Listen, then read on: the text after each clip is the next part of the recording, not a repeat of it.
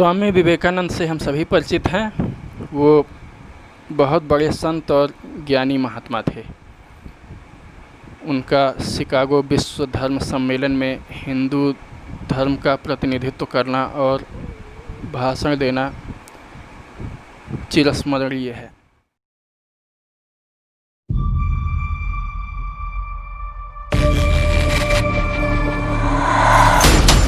स्वामी विवेकानंद बचपन से ही बहुत क्रांतिकारी विचारों के थे।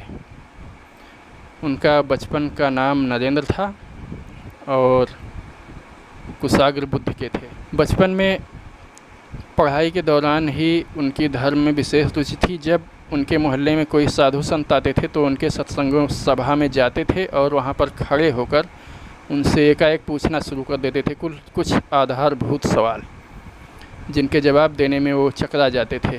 और धीरे धीरे ऐसी स्थिति आ गई कि उनके मोहल्ले में साधु संतों ने जाना कम कर दिया। वो उनसे भयभीत रहने लगे और मोहल्ले के कुछ लुक्खा टाइप के लोग जो हर मोहल्ले में पाए जाते हैं, किसी साधु संत की सभा में उनको अवश्य ले जाया करते थे ताकि उन साधुओं का मजाक उड़ाया जा सके उनके मदद से। वो खड़े होकर सभा में प्रवचन चल रहा होता है या वो कोई बात समझा रहे होते हैं, वो बीच में खड़े होकर पूछने लगते थे कि क्या आपने ईश्वर को देखा है। और यह सवाल लगभग सभी को अचकचा देता था। सभी लोग हतप्रभ रह जाते थे और हार जाते थे। जो भी जवाब देते थे वह बस केवल खाना पूर्ति होती थी, कोई तथ्यात्मक जवाब नहीं होता था और उन्हें हथियार डालने पड़ते थे। इस तरह से उन्हें लगभग अपमानित होकर वहाँ से जाना पड़ता था। धीरे धीरे उनके मोहल्ले में संतों ने आना कम कर दिया भय के नाते। उनसे साधु संत डरने लगे कि वहाँ जाएंगे तो नरेंद्र है और वो ऐसा सवाल पूछता है जो जवाब नहीं दे मिलता है। एक दिन रात के समय वो रविन्द्रनाथ टैगोर के परिवार में कोई थे, वो बड़े धार्मिक टाइप आदमी थे। उनके पास गए और उनसे यही सवाल पूछा। उन्होंने कहा, मैं तुमको शास्त्र सम्मत तरीके से बताऊंगा, जैसे शास्त्रों में हमारे कहा गया है, और समझाने का प्रयास करूंगा, तुम्हें समझ में आ जाएगा। उन्होंने कहा, आपने देखा है या नहीं देखा है, यह बताइए, मुझे शास्त्रों से कोई मतलब नहीं है। और उनसे भी कुछ बोलते नहीं बना। नरेंद्र वापस एक दिन उनके मोहल्ले में, उन्हीं दिनों कलकत्ते में दक्षिणेश्वर माँ काली के मंदिर में रहने वाले संत स्वामी महात्मा रामकृष्ण परमहंस की बड़ी ख्याति हो रही थी। वो पहुँचे हुए संत थे और सिद्ध पुरुष थे और दिगंत में उनकी ख्याति पहुँच रही थी। वो ये समस्त धार्मिक व्यक्तियों में वो शायद इकलौते आदमी हैं जिन्होंने सब हिंदू, मुस्लिम, ईसाई और जितने भी संभव उस समय प्रचलित या उनको ज्ञात धर्म थे, उनके आधार पर साधना करके देखा और अलग अलग इन मार्गों से होते हुए उन्हें एक ही ईश्वर की प्राप्ति हुई। और उन्होंने सिद्ध किया कि ईश्वर, अलग अलग धर्म जो भी रास्ते बताते हैं, अगर उन पर ठीक से चला जाए तो हम एक ही ईश्वर तक पहुंचते हैं। ये बताने वाले वो मेरे ख्याल से इकलौते व्यक्ति हैं इतिहास के। फिर उनका आगमन हुआ नरेंद्र के मोहल्ले में। वो आए और उनका कोई प्रवचन चल रहा था। लुक्खा लोगों ने प्लान बनाया और नरेंद्र को उनकी सभा में ले जाकर उनसे उनका मुलाकात या साक्षात्कार कराने का षड्यंत्र रचा और कहा, अब इनका भी मज़ा लिया जाए, बहुत बनते हैं, बड़ी इनकी ख्याति है, क्या होती है देखा जाए। फिर एक दिन ऐसे उस मोहल्ले में वो कुछ प्रवचन कर रहे थे कि नरेंद्र को वो लोग वहाँ ले गए। एक दिन वो नरेंद्र के मोहल्ले में प्रवचन करने आए तो लुक्खा लोगों ने सोचा क्यों ना इनसे इनका साक्षात्कार करा दिया जाए और इनको भी ठीक किया जाए, बहुत बनते हैं। फिर एक दिन जब रामकृष्ण का प्रवचन चल रहा था तो उनको भी उन लोगों ने नरेंद्र को उनकी सभा में आमंत्रित किया।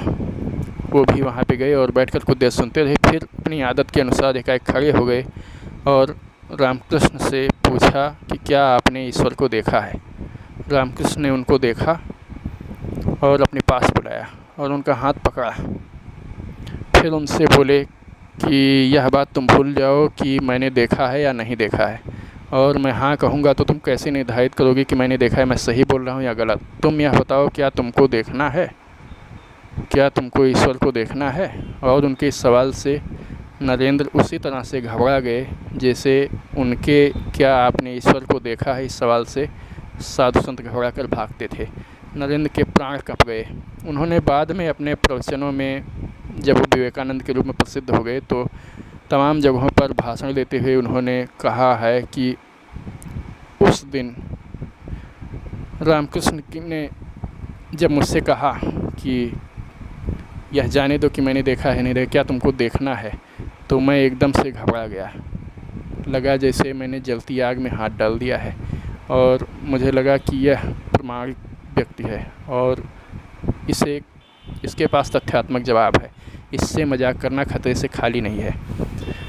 नरेंद्र को चुपचाप और अवाक देखकर रामकृष्ण ने कहा, अगर तुमको देखना है तो दक्षिणेश्वर मंदिर में आ जाना। कुछ दिनों के बाद नरेंद्र रामकृष्ण से मिलने दक्षिणेश्वर मंदिर में गए। उस समय वो अकेले बैठे हुए थे। उनके पास कोई पुस्तक रखी हुई थी। उन्होंने कहा, मैं वृद्ध आदमी हूँ, कृपा करके यह किताब उठाओ और मुझे पढ़कर सुनाओ, मुझे यह सुननी है। वह किताब थी अष्टावक्र महागीता। भारतीय आध्यात्मिक जगत में बहुत एक से बढ़कर एक किताबें हैं। उनमें अष्टावक्र महागीता, भगवान श्री कृष्ण की गीता और बादरायण ब्रह्मसूत्र, ये तीनों बहुत प्रमुख स्थान रखती हैं। यह किताब अष्टावक्र महागीता थी।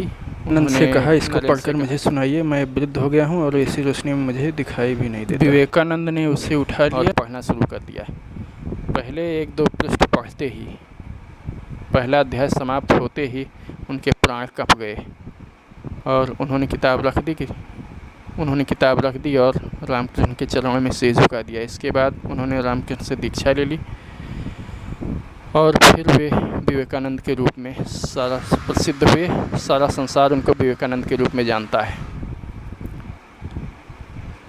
विवेकानंद, उन्होंने बाद में शिकागो विश्व धर्म सम्मेलन में हिंदू धर्म के प्रतिनिधि के रूप में भारत का प्रतिनिधित्व किया और उस समय के भ्रमित विश्व को धर्म का सही स्वरूप समझाया और उनसे प्रभावित होकर विश्व की तमाम हस्तियां अपना देश छोड़कर भारत आईं, जिनमें एनी बेसेंट और तमाम लोग प्रमुख थे। उन लोगों ने भारत की आज़ादी की लड़ाई में और भारत के पुनर्निर्माण में बहुत बड़ा योगदान दिया।